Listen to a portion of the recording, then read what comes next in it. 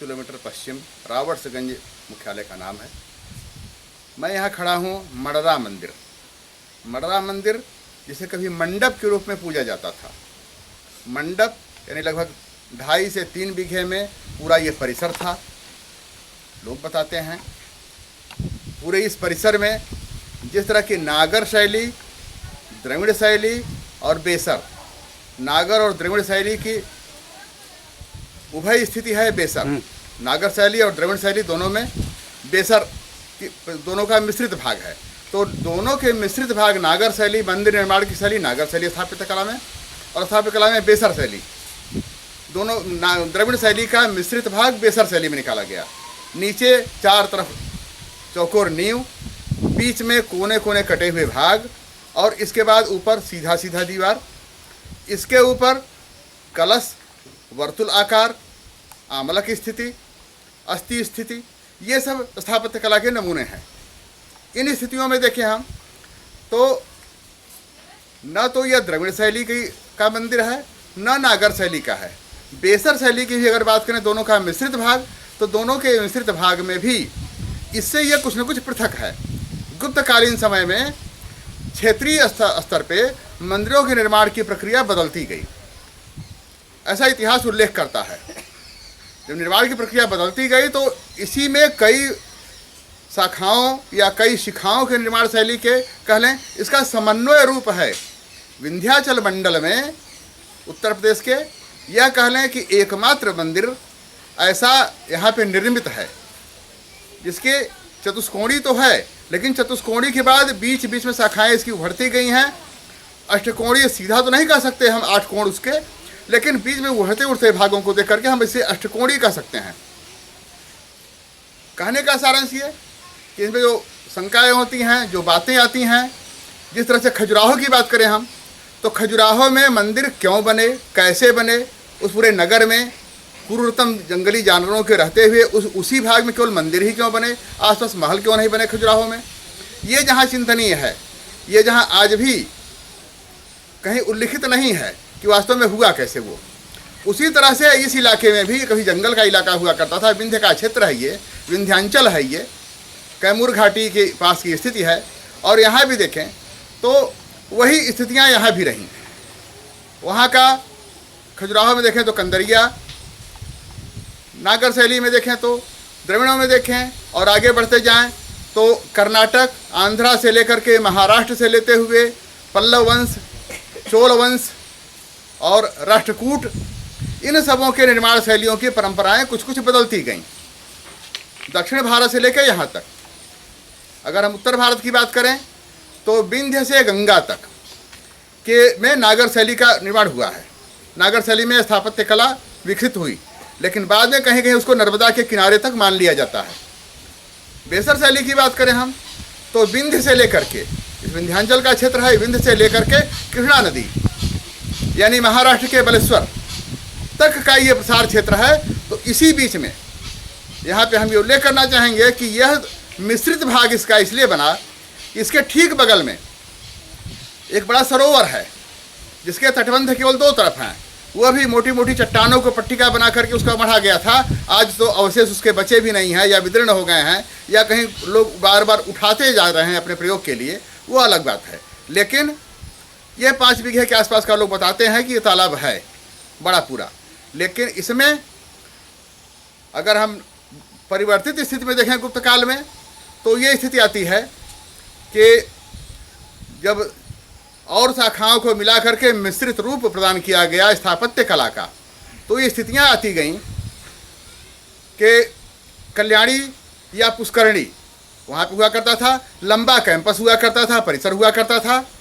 पुष्करणी यहाँ पे है, ये तालाब है तो पुष्करणी है, कल्याणी है, और लंबा परिसर हुआ करता था। और उस जो मुख्य मंदिर है, मुख्य मंदिर के गर्भगृह, उसका बाहरी का द्वार और उसके आगे का भाग। तो अगर हम दूसरी शाखा में जाएं वर्तुलाकार में, तो ये वर्तुल नहीं है, लेकिन वर्तुल के आकार का है, अर्धवृत्ताकार के आकार का है। कुल मिलाकर 8 कोण को देखें हम तो अर्धवृत्ताकार के आकार इसमें समाहित होते हैं। ये स्थितियां हैं इस मंदिर निर्माण की। ये अति प्राचीन मंदिर है, सोनभद्र, मिर्जापुर या इस मंडल में लेकर के ऐसे मंदिर संभवतः काशी प्रांत में हैं, काशी पूरे क्षेत्र में, या नहीं हैं ये मैं नहीं कह सकता। लेकिन ईसा से 150 साल पहले गुजरात से भर्ग राजवंशी यहाँ पे आए थे। भरों का राज्य यहाँ फैला हुआ था। शिवलिंग को कंधे पे लेके चलते थे, उन्हें भार शिवी कहा जाता था। शिव का भार लेके चलते थे, भार शिवी कहा जाता था। उसमें कुछ नागा होते थे और कुछ राजवंश होते थे। भर राजा होते थे और नागवंश से जुड़े हुए वो सन्यासी प्रकृति के हुआ करते थे। तो मंदिरों का निर्माण इस पूरे जनपद में भर राजवंशियों ने भी काफ़ी कुछ किया है। सरोवर भी बनाए हैं भर राजवंशियों ने, जैसा कि इसके पहले हम अपने चैनल पे चला चुके हैं। 605 में कड़िया, लखवाड़, सुरैना, पुरखास इस सोनभद्र के पश्चिमी छोर पर बसे सरोवरों के। तो ये यहाँ इसी तरह के सरोवर है। इसी तरह का ये बड़ा बृहद मंदिर है। और इस तरह से कड़िया की स्थिति है कि ऊपर से पूरा समतल दिखता है और अंदर उसके एक मंदिर होने की बात कही जाती है। और मंदिर की आकृति बना करके एक वहाँ पे प्रस्तर खंड रखा हुआ है और उसके ठीक आगे एक किले की दीवार है छोटी सी अंदर अंदर, जो मुखा को जाके मिलती है। वही प्रवृत्ति यहाँ पर भी चरितार्थ हो रही है, जैसा कि यहाँ के लोग, अभी हम लेंगे इन लोगों से वार्ता करेंगे, अभी बता रहे हैं कि सामने तक पूरा ये फर्श बना है, साफ है, और अंदर भी इसके दीवार है। ये बता रहे हैं लोग। प्रवृत्ति वही है, प्रकृति वही है। हाँ, यहाँ अष्टकोणी को अर्धवर्तुलाकार कह सकते हैं या वर्तुल कह सकते हैं। तो जब और पुराने में नागर शैली, द्रविड़ शैली और बेसर तीनों का सम्मिश्रण करें तो उसमें महाराष्ट्र से लेके गुजरात से लेते हुए यहाँ तक के जब उत्तर भारत का जब क्षेत्र कृष्णावती तक फैला हुआ था, तो उस तरह से उधर से लोग आए थे और यहाँ पे निर्माण किया था उन्होंने। तो भर राजवंशियों ने जो अघोरी के पास से लेके भदोही तक इनका साम्राज्य फैला हुआ था। विस्तार सीमा में इनके ये था कि भदोही में इनका विद्रोह हो गया भर राजवंशियों का, इसलिए उनको उस गांव को, उस स्थान को भरद्रोही कहा गया। भरद्रोही कहते कहते वो भदोही हो गया। तो ये एक अलग बात है वो। लेकिन इन क्षेत्रों में कंतित देख लें आप, कंतित भी उनकी राजधानी हुआ करती थी। एक क्षेत्र हुआ करता था कंतित में, और भर नागवंशी भी हुआ करते थे। उन्होंने ही अपने नागवंश में और अपने धर्माचार्य गुरु में इस तरह के मंदिर का निर्माण कराया, ऐसा अनुमान किया जा सकता है। जिस तरह से खजुराहो का अभी कोई प्रमाण नहीं मिल पाया है कि किसने बनवाया, कब बनवाया, क्यों कर बनवाया, इस पूरे जंगलों में जहाँ क्रूर जानवर रहा करते थे। तो उस तरह से इसका भी अभी प्रामाणिक तथ्य पूरी तौर पर उल्लेख सामने नहीं आया है। लेकिन स्थितियाँ उससे काफ़ी हद तक मिलती जुलती हैं, नागर शैली से, द्रविड़ शैली से, और दोनों के मिश्रित स्वरूप बेसर से। वर्तुल आकार यहाँ देखेंगे तो वर्तुल ऊपर पिरामिड की तरह ये शिखा नहीं गई है, वर्तुल में ऊपर कलश का भाग नहीं है, मंदिर ध्वस्त हो गया है। और यहाँ के एक माननीय पंडित जी ने बताया अभी थोड़ी देर पहले, और अंदर देखा आपने कि 2 इंच केवल 3 इंच का आधार है, जो वो पत्थर शिला, ये पत्थर शिला आके अटकी हुई, एक दूसरे पे टिकी हुई है। और इसी तरह की आकृति हमने 15 साल पहले यहाँ यात्रा करते हुए यही स्थिति हमने देखी थी। 15 साल बाद मैं यहाँ आ रहा हूँ, तब भी वही स्थिति है, मंदिर वही है। अभी एक महोदय ने बताया कि भूचाल आया था और यहाँ के नरेश, राजा शारदा महेश, उनका महल भी कहीं कुछ प्रभावित हो गया था। वो आके हाथी पे यहाँ देखे, इसके बाद भी यहाँ की स्थिति एकदम सामान्य रही। तो इस तरह से नींव की गहराई इतनी है, इतना उसको ठोस आधार दिया गया है, ठोस धरातल है। और इसमें भी देखें जो बांध के तटबंध बनाए गए हैं सरोवर के, उसकी स्थिति यह है। पहले जो इसे कड़िया 28 की बात करें, कड़िया 28 का मतलब 28 गांव तो अलग नाम हो गया उसका। कड़िया गांव की बात की जाए तो कड़िया गांव में बेल का गोंद, मेथी, गारा सबकी कुटाई करके और लंबी लंबी चट्टानें वहाँ पे रखी गई थी। 28 गांव, कड़िया 28 इसलिए कह दिया गया कि राजा विजयपुर से उड़नदेव शाह की उनकी कन्या से शादी हुई थी, तो 28 गांव उन्होंने खोइछा में दे दिया अपनी पुत्री को, कड़िया 28 उसका नाम हो गया।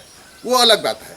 लेकिन कड़िया का जो स्थिति, कड़िया की स्थिति है, कड़िया वही भरों का ही है। यहाँ पे और भी सरोवर भरों के बनवाए हुए हैं। कुछ सरोवर में ऐसा भी है जिसमें नीलकमल भी खिलता है। रक्तकमल, पीतकमल, श्वेत कमल तो है यहाँ पे प्रचुर मात्रा में, लेकिन नीलकमल नहीं है। नीलकमल कुछ खोराडीह साइड के इलाके में मिलता है नीलकमल भी। तो अब यही बातें समाप्त करके अगले कदम पे अगली बात हम करते हैं। नमस्कार।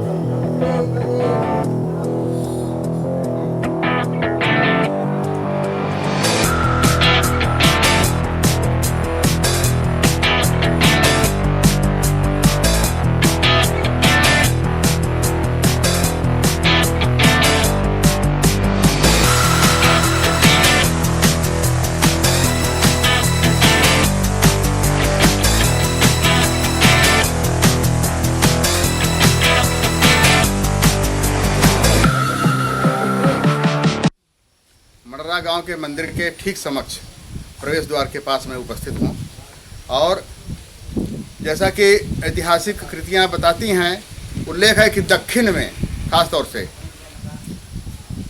चोल, चालुक्य या हौसल, ये लोग मंदिर निर्माण की शैली में काफ़ी हद तक इसका विस्तार किए, विकास किए और बड़ी आकर्षक चीज़ें नीचे धरातल से लेकर के, चौकोर धरातल से लेकर के ऊपर तक के भाग को, बीच में जो खड़ी दीवार है, दीवार के भाग को काफ़ी आकर्षक बनाया गया। तो ये उस वंश की देन है। अब ये कहाँ से कहाँ तक उनका उस समय का विस्तार था, राज्य सीमा कहाँ से कहाँ तक थी, फिर भर्ग राजवंशियों ने उसका अनुकरण किया या जहाँ तहाँ क्षेत्रीय शैली में मंदिर निर्माण की कुछ कला बदलती गई थी, उन सबों को बाद में जोड़ करके और 3 शैली का, स्थापत्य शैली की बात व्याख्यायित की गई। नागर, द्रविड़ और बेसर, ये 3 व्याख्या की गई। ये आपस में कोई कालखंड का ज्ञान नहीं हो पा रहा है कि उनका किस काल में राज्य था, इनका कैसे था, और ये 3 जो अलग अलग व्याख्यायित की गई हैं, द्रविड़, नागर और बेसर। तो इस तरह से, लेकिन ये जरूर है कि हौसल या चोल, चालुक्य या दक्षिणात्य को कहें हम, दक्षिण को, तो पल्लव, इन लोगों के काफ़ी आकर्षक मंदिर के निर्माण की बात रही है। अब चाहे इनकी बात उन्होंने अधिग्रहण की हो या उनकी बात उन्होंने अधिग्रहण की हो, लेकिन वंशावली का उस समय के काल का कोई बहुत ज्ञान नहीं है। गुप्त काल में सबका समन्वित भाव माना गया है। गुप्त काल में अलग अलग क्षेत्रीय स्थापना हुई। तो इसको देखें आप कि नीचे धरातल से लेके वर्तुल आकार, ऊपर पिरामिड की स्थिति यानी प्रिज्म की स्थिति, और उसके अलावा उस पर कलश, उसके बीच में मंदिर का गर्भगृह, गर्भगृह के बाद एक कक्ष और एक कक्ष के बाद तब उसका बाहरी द्वार, प्रवेश द्वार, पुष्करणी या कल्याणी जिसे कहते हैं वास्तुशास्त्र में, कल्याणी कहा जाता है, कल्याणी या पुष्करणी वहीं पे हुआ करता था। तो ये पूरा प्रसार क्षेत्र, यहाँ के लोगों ने बताया कि पूरा प्रसार क्षेत्र उस तरह का है ये। और यहाँ पे पूरे परिसर में, जैसा कि ऐसा उल्लेख मिलता है पढ़ने को इतिहास आधारित या पुराणों के तथ्य में, कि जो बड़ा बड़ा कोई बनता था तो मंडपाच्छादन होता था। मंडपाच्छादन पूरा परिसर और मंडप के आकार के बहुत सारी मूर्तियाँ अलग अलग खंडों में भी उपस्थित होती थीं। मुख्य मंदिर के अलावा अलग अलग भी बहुत सारी मूर्तियाँ, बहुत सारी प्रतिमाएँ उसमें समाहित की जाती थीं। उसकी बात देखें हम, वो भी यहाँ पे है। और बहुत ही आकर्षक मंदिर का निर्माण करने वाले चोल, चालुक्य या हौसल की बात करें तो इसमें देखें कि यहाँ पे नीचे से आप प्रारंभ करेंगे इस मंदिर में तो खूंटा और चूल सिस्टम की मढ़ाई हुई है। नीचे का भाग ऊपर उठा दिया गया, ऊपर वाले में थोड़ा सा पत्थर में खूंटा नुमा काट दिया गया, आकृति दे दी गई, और उससे ऊपर जो पट रखा गया, उसमें होल बना दिया गया, चूल बना दिया गया, उठला के उस पर बैठा दिया गया। तो इसमें सीमेंट गारे का कहीं से भी प्रयोग नहीं हुआ है इसके निर्माण में।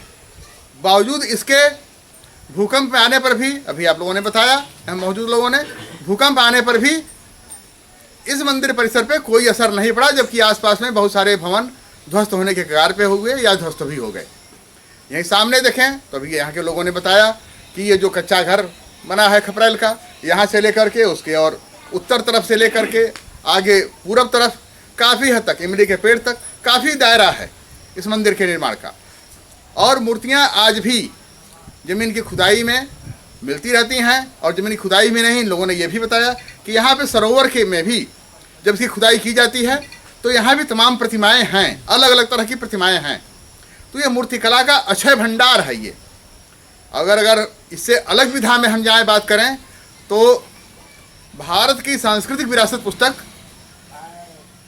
जिसका उल्लेख किया गया है, उसमें यह है कि भारत के मूर्तिकला की जननी बेलन घाटी है, जिसमें नरकंकाल से मूर्तियों का निर्माण की शुरुआत हुई, और बेलन घाटी सोनभद्र से ही निकलती है, इसके पूरब से, करौंद से। तो वो तथ्य अलग हुआ। लेकिन इसके पहले की बात करें, हम भर राजवंशियों की बात करें, तो इस उनके समय में भी काफ़ी कुछ विचार हुआ, और जो भारतीय कहे जाते रहे, तो बातें यहीं आके टिकती हैं कि कैसे कैसे किसने कब निर्माण किया। जिस तरह से खजुराहो की बात आके विवादों में फंसती है या रहस्यमयी हो गई है कि कैसे कैसे वहाँ पे उस जंगल में, घनघोर जंगल में जहाँ क्रूर जानवर हमला करते थे, वहाँ केवल मंदिरों का ही निर्माण क्यों किया गया, बगल में गढ़ी भवन महल शहर क्यों नहीं बसाए गए, उस समय की बात है, ऐसा क्यों हुआ। तो उसी तरह से यहाँ भी जंगल था पहले, पूरी विंध्य की श्रृंखला ही इस तरह की थी कि विंध्य का इतिहास भी अंधकार युगीन है अभी तक। चंद्रगुप्त मौर्य के समय से लेकर घनानंद के समय तक इस पर सेना कोई आक्रमण कर भी नहीं पाती थी विंध्य के क्षेत्र में, द्रविड़ क्षेत्र में जो आ नहीं पाते थे लोग। तो इसलिए अभी इस इतिहास पर प्रकाश डालना आवश्यक है। लेकिन सबसे बड़ी बात यहाँ पे आकर्षक ये है कि विंध्याचल मंडल में और इस विंध्यांचल के क्षेत्र में कहीं भी इस तरह की प्रतिमा, इस तरह की मूर्ति, और लगभग 15 साल बाद मैं यहाँ पे आया हूँ, और इस तरह से केवल 2 इंच 4 इंच के चट्टान पे एक टिका रहना और नीचे न जाना, ऐसे ही यथावत बना हुआ है ये मंदिर। शिवलिंग उसी तरह से बने हुए हैं। हाँ, और शिवलिंग की बात अगर करें तो शिवलिंग यहाँ पे सोनभद्र की बात की जाए और भरों की बात की जाए, शिवलिंग यहाँ पे 5 प्रकार के पाए जाते हैं। एक तो सहस्त्रलिंगी शिव होते हैं, और दूसरे में एक शिवलिंग ऐसे अंडाकार हुए, अंडाकार के बाद गोलाकार में जल रहने पे विस्तृत होता है। उसी में और भी शिवलिंग पंडित जी लोग मौजूद हैं, ये भी देखे होंगे या देख भी लेंगे कि नीचे का आधार चौकोर बना दिया गया, बीच में थोड़ा काट करके पतला कर दिया गया, फिर ऊपर फिर चौकोर आधार बना करके, गोलाकार न बना करके शिवलिंग से जल विसर्जन का चौकोर आधार और इधर थोड़ा सा प्रवाह की धारा, और उसमें ऊपर जो शिवलिंग हैं, शिवलिंग मतलब शिव कल्याणकारी और लिंग मतलब ज्योतिर्मय। तो वो ज्योतिर्मय जो स्थिति होती है वो ऊपर भी कहीं चपटी है, कहीं ऊपर गोल है, अंडाकार है, और ये चूँकि ब्रह्मांड ही अंडाकार है हमारा, इसलिए अंडाकार की आकृति दी गई शिव को। तो इस तरह से 5 प्रकार के शिवलिंग यहाँ पाए जाते हैं। सतलिंगी शिव के अलावा इस तरह की जो प्रतिमाएं यहाँ पे मिलती हैं सोनभद्र के पश्चिमी छोर से लेकर पूर्वी छोर तक, और बल्कि पूर्वी छोर कहें तो विजयगढ़ के आगे थोड़ा सा आगे बढ़ेंगे तो कैमूर जिला पड़ जाएगा, बिहार का भभुआ रोहतास, वहाँ तक के मंदिरों को हमने देखा है। वहाँ भी 3री से 5वीं शताब्दी तक की प्रतिमा है, और वहाँ भी सहस्त्रलिंगी शिव हमने देखा है। नीचे उमापुर गांव देखा है हमने, वहाँ पे हमने सहस्त्रलिंगी शिव देखा है, और ऊपर मुंडेश्वरी हैं, नीचे से। और 3री से 5वीं शताब्दी के बीच मंदिर का निर्माण वहाँ पे हुआ है। उदयसेन ने मंदिर का निर्माण करा था, वहाँ के छत्रप थे, गणेरियों ने वहाँ पे भेंट चलाते हुए वो मूर्ति पाई थी, और वहीं पर शिव भी हैं और शक्ति भी हैं। तो शैव और शाक्त यहाँ दोनों संप्रदायों की पूजा हुआ करती थी पहले से भी, और आज भी शैव और शाक्त। जैसे यहाँ पे हमने देखा है कि यहाँ पे शिवलिंग में माँ पार्वती भी उकेरी गई हैं, जबकि अर्धनारीश्वर की बात की जाए तो हिमाचल के कोणार्क से लेकर के और कहीं पे अर्धनारीश्वर नहीं मिलते हैं। जिसे सिकंदर ने, यूनान के सिकंदर ने उसकी स्थापना कराई थी चमत्कार से प्रभावित होकर के। तो आधे में शिव आधे में शक्ति, पुरुष और स्त्री, प्रकृति और पुरुष का ये जोड़ मिलन। लेकिन वहाँ पे जो यहाँ पे ऐसा हुआ है उसके बाद से वहाँ पे शिवरात्रि को दोनों में अंतर आ जाता है, दोनों में दूरी बन जाती है, दोनों में निकटता आ जाती है और उसके बाद फिर क्रमशः दूरी बन जाती है गृहस्थ के आधार पे। ये तो हिमाचल की बात हुई। लेकिन यहाँ पर पुरुष और स्त्री का नहीं है, शिवलिंग में माँ पार्वती बनाई गई हैं। तो 5 प्रकार के शिवलिंग इस क्षेत्र में पाए जाते रहे हैं। यह भी एक विशेषता है इस क्षेत्र की, इस पूरे परिक्षेत्र की। इन्हीं बातों के साथ सबको सादर प्रणाम।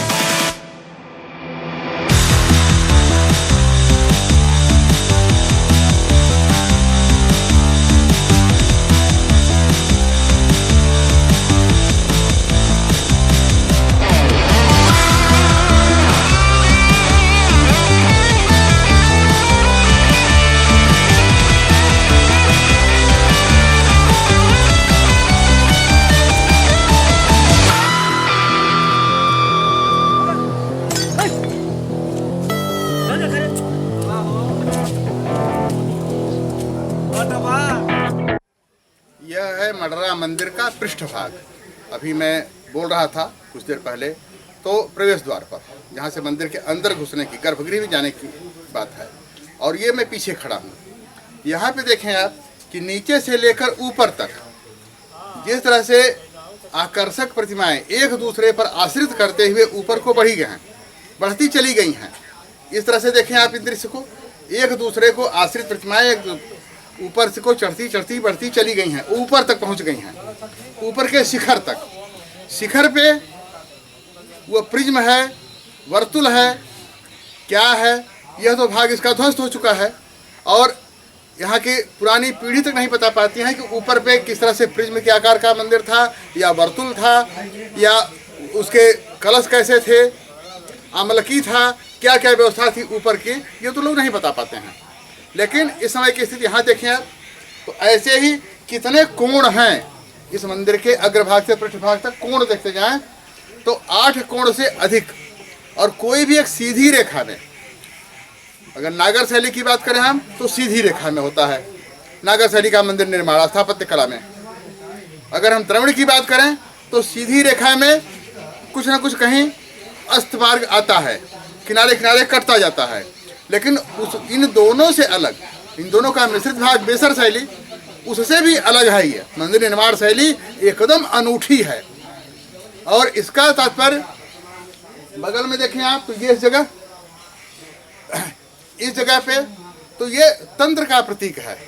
इसे तंत्र का प्रतीक हम लोग कह सकते हैं। जो यहाँ ये भाग है, इसी तरह का एक पत्थर वहाँ भी है, इसके चारों तरफ में तंत्र का प्रतीक भी बना हुआ है। तो तंत्र साधना का भी केंद्र रहा होगा ये। और उसके पहले भरतराजवंशियों ने स्थापत्य कला का निर्माण किया होगा। कितनी कितनी मिश्रित शाखाएं चलाई होंगी, क्षेत्र अलग अलग क्षेत्रों में गुप्त काल में शाखाएं और कुछ बढ़ती गई, विस्तारित होती गई, कहीं सिमटती गई, कहीं उस कला का, कहीं इस कला का, सब समन्वय करते गए कई कलाओं का। तो इसलिए इसकी आकृति देखें आप, यहाँ से लेकर के यहाँ तक ये पूरी जमीन की आकृति। तो इसके कितने खंड हैं, कितने पृष्ठ हैं, नहीं गिन सकते। एक ये हो गया, दूसरा ये हो गया, तीसरा ये हो गया, तो 3 करेंगे तो 9 खंड हो जाएगा। 3 चारों तरफ 12 हो जाएगा। तो इस तरह से, और अष्टकोणीय जो मंदिर बनते रहे हैं, अष्टकोणीय मंदिर तो 8 कोण सीधे सीधे एक सीधी रेखा में 8 कोण बना देते जाते रहे। तो और इसकी देखें नीचे से ऊपर तक, तो कहीं भी इसमें सीमेंट, सुर्खी, गारा की बात नहीं आई है। इसमें खूंटा और चूल सिस्टम से मढ़ाई की गई है। नीचे वाले में एक होल बना दिया, ऊपर काट दिया गया, और ऊपर वाले में होल बना दिया गया, लाके उसमें बैठा दिया गया। इस तरह से खजुराहो शैली से काफ़ी हद तक ये मिश्रित है। खजुराहो शैली का भी यहाँ पे अनुकरण हुआ है। यह कहा जाए बल्कि कि यहाँ से लेकर के यहाँ की बात को खजुराहो में लागू किया गया, यह भी हो सकता है। खजुराहो में मंदिर निर्माण 7वीं से 11वीं शताब्दी माना जाता है, खजुराहो का मंदिर निर्माण। और ये ईसा से 150 साल पहले का हम मान रहे हैं। तो यहाँ का स्थापत्य कला का निर्माण वहाँ पे किया गया, और ये भी जंगल में था, वो भी जंगल में, खजुराहो भी था। क्रूर जानवर यहाँ भी रहा करते थे, खजुराहो में भी रहा करते थे। वहाँ पे किस उद्देश्य से क्या किया गया, वहाँ तो बौद्धिक प्रवृत्ति के लोग यही मानते हैं कि वो काम से ग्रस्त है, लेकिन यहाँ पे ये साधना का केंद्र है, पूरी तरह से साधना का केंद्र है। काम भी साधना का ही केंद्र माना गया है। खजुराहो शैली में, या जो भी ओशो ने जो भी कहा है, रजनीश ने जो भी कहा है, उन सारी बातों का समन्वय करें, ओशो और रजनीश की बातों का भी खजुराहो से लेकर के, तो यह सब है समाधि की स्थिति आती है। ठीक है, आपको अभिवादन। इस मंदिर का द्वार पूरब तरफ को है। पूरब तरफ में थोड़ा सा और आगे जाएंगे तो बाहर में कभी इसका जो परिसर बना करता था, जो परिसर हुआ करता रहा होगा, और काफ़ी दूर तक काफ़ी मूर्तियों का यहाँ अक्षय भंडार छिपा हुआ है। यहाँ की धरती अपनी छाती में समाये हुए है, समेटे हुए है बहुत मूर्तियों को, बहुत प्रस्तर कलाओं को। तो यहीं पे सामने 5 फीट बाई 5 फीट का एक बहुत बड़ा हवन कुंड भी रहा करता था। अब जाकर के वो समतल हो गया, और यहाँ पे लोग बताते हैं कि इस मंदिर के ठीक सामने पूरब तरफ कहीं गुफा के अंदर, या कह लें कि एक अंदर का रहवास आवास, चाहे जो भी रहते हों, अंदर ऊपर से फर्श बनाया जा रहा है, अभी कुछ दिन पहले प्लास्टर हुआ है, तो अंदर के अवशेष मिल रहे हैं। तो इस तरह से अंदर भी इनके एक आवास की स्थिति है। ये बहुत कुछ बातें हैं। यह पूरा विंध्य क्षेत्र हमारा तिलस्मी क्षेत्र है, तो इसलिए अभी बहुत कुछ बातों पे प्रकाश डालना बाकी है। अगले चरण में पुनः आपसे मुलाकात होगी। इसी के साथ आप सबको प्रणाम।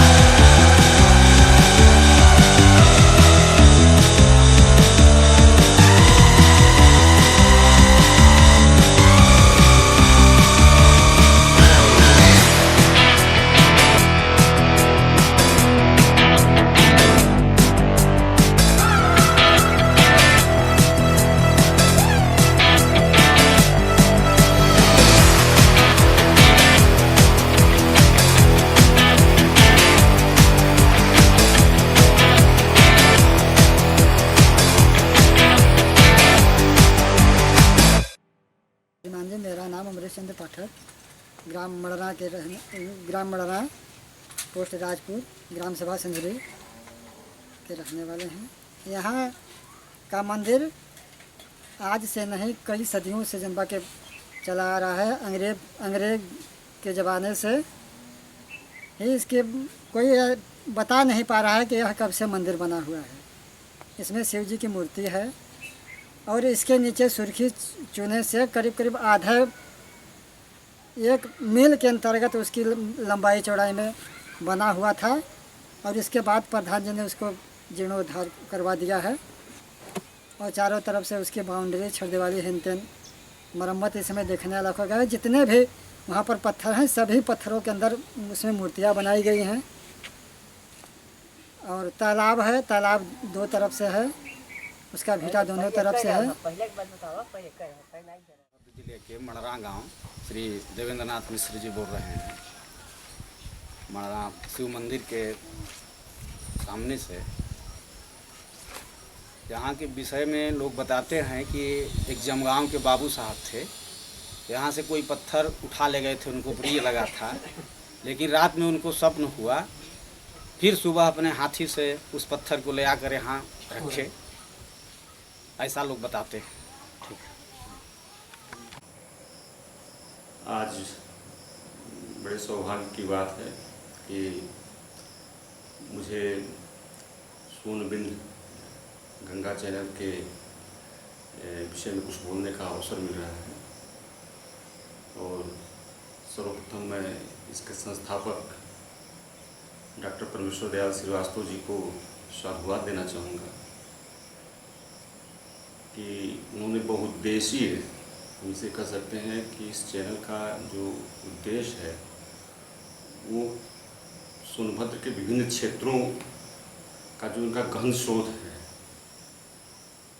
उसको लेके इस चैनल के माध्यम से इस पूरे क्षेत्र को जानकारी देने का जो उन्होंने बीड़ा उठाया है, मैं ईश्वर से प्रार्थना करता हूँ वो पल्लवित पुष्पित होकर वृक्ष के रूप में व्यापक रूप से इस पूरे सोनभद्र को इसका लाभ मिले।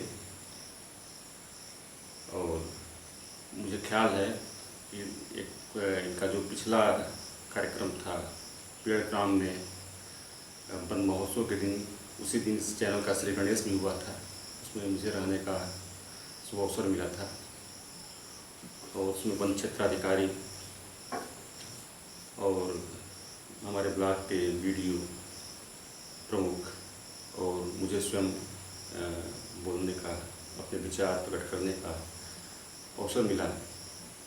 तो मुझे आशा ही नहीं, पूर्ण विश्वास है कि यह चैनल आने वाले दिनों में बड़े व्यापक रूप से जो है अपने उद्देश्य को पूरा करने में सफल होगा। और यहाँ तक इसके संस्थापक आदरणीय परमेश्वर दयाल श्रीवास्तव जी की बात है, तो मैं व्यक्तिगत रूप से इससे बहुत ही प्रभावित रहता हूँ। बहुत कुछ सीखने का मुझे सौभाग्य मिलता है। आपका जो ज्ञान है इस क्षेत्र को लेकर शायद ये किसी के पास नहीं है, बड़ा दुर्लभ ज्ञान है इनके पास। और स्वाध्यायी प्रवृत्ति के बड़े ही जीवट व्यक्तित्व के धनी। दुर्भाग्य से पिछले वर्ष इनका दुर्घटना हो गया था, जिसकी वजह से इनकी स्मृति में काफ़ी समस्या आई थी, लेकिन अपनी जीवटता की वजह से वो उन्होंने पुनः रिकवर किया, अपने को पुनः स्थापित किया और बड़े मनोयोग, बड़े जोश खरोश के साथ इस चैनल को लेकर हम लोगों के बीच आए हैं। तो मैं इनके स्वास्थ्य के साथ साथ इस चैनल के सुखद, सुंदर और भविष्य की कामना करता हूँ।